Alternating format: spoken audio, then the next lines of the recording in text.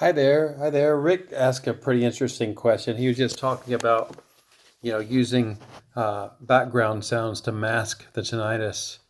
Um, and he says when he goes outside or just when he's outdoors and stuff, uh, I think like 90% of the time he doesn't even notice the tinnitus.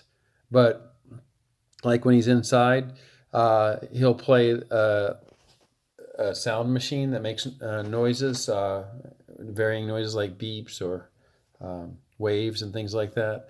And then he also will also wear headphones sometimes, but like when he's, I think maybe in his room or something.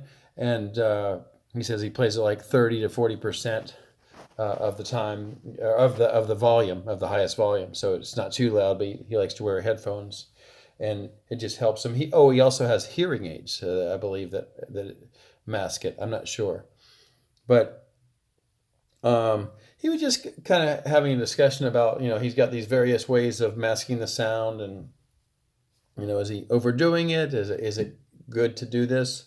My point of view on masking is just the the reason we do it is so we can be more comfortable, because oftentimes um, the sound is just something that is bothersome, and it just makes us feel more comfortable. Obviously, we shouldn't play sounds that are too loud, because then it could have an impact on our ears. For example, it wouldn't be good to wear the headphones and get over about 70 decibels or so, maybe 80. You can do your own research on that, but it's once you start getting over 80 decibels, it could have some damage, especially if it's repetitive. Um, but aside from that, if you've had tinnitus for quite a while, and maybe the masking is starting to help you, and you get where you're in a routine and you feel comfortable with the masking, and you don't think about the tinnitus. That's great. That's what it's for. It gets you to that place where the sound sort of the other sound sort of replaces the sound you have of the tinnitus, and you get where a large percentage of the time you can think about other things and concentrate and do what you normally do in life. That's perfect, and that's really great for retraining the brain. Um, and What I wanted to say though is, after you've been doing that for quite a while, I think it can be good if you can bear it. Be in a quiet room again, and maybe just do some short periods, and just see if you can feel it out. At first, it may be a little uncomfortable being in a quiet room, so I don't suggest you do it for a long time. But I remember I started to do that. I would do things like go in the bathroom and close the door, and it would be almost completely silent. I didn't like it. I didn't like having to listen to it. But now I remember after that I did some things like close the door in my room, and there's no sound, and I was able to take a short nap. Um, and obviously, I'm not thinking about it when I'm sleeping, and I'm able to go into sort of dreamland, with the sound. So that's good. I do normally sleep with some background noise, just an air purifier. It's not too loud, but um, I do feel that if you can get comfortable with the masking, that with the sound, the background sound, then you should be able to later also get more comfortable with having no background sound and being okay with that. Um,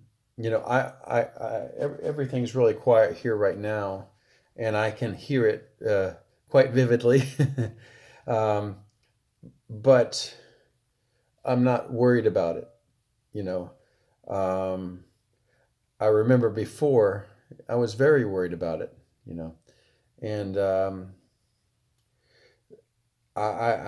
I feel very fortunate that I'm okay with it. It took a lot of work, a lot of time, um, and I think it's a good thing to try to get where you're okay in a quiet room, um, because in reality, nothing. As you can see, I'm standing here right now. I guess you can't hear the sound I hear, but it's quite a shh all the time, and I can't make it go away. But I can do other things and sit and write or read or draw or look at my phone, and nothing bad happens. And I'm able to think about those things in silence. I mean, I guess it's not true silence, but in a way it sort of is, because I'll get where I'm just 100% not thinking about it most of the time in the quiet room.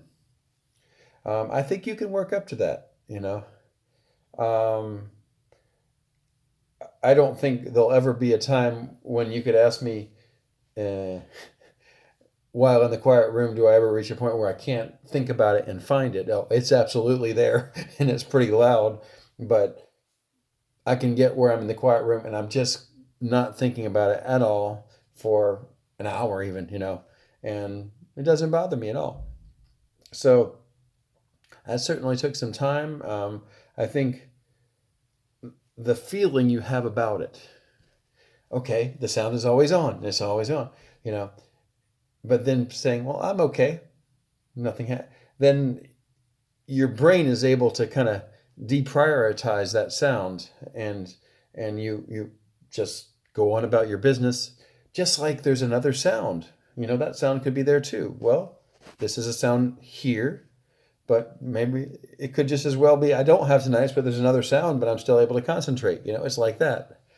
Um, so yeah, I just wanted to have a little conversation about that. That's my opinion, and hopefully it'll help you. Maybe if you've been doing the masking for a while, and try some quiet rooms and see if you can, gradually increase the amount of time. It's not like you have to torture yourself or something. I'm just saying you can get where, it's very comfortable to being in a quiet room and you don't mind.